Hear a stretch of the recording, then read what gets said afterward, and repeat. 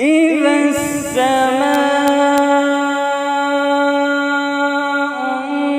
انشقت وأذنت لربها وحقت وإذا الأرض مدت وألقت ما فيها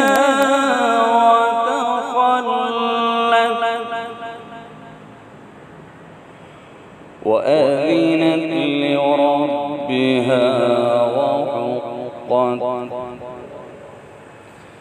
يا أيها الإنسان إنك كادح إلى ربك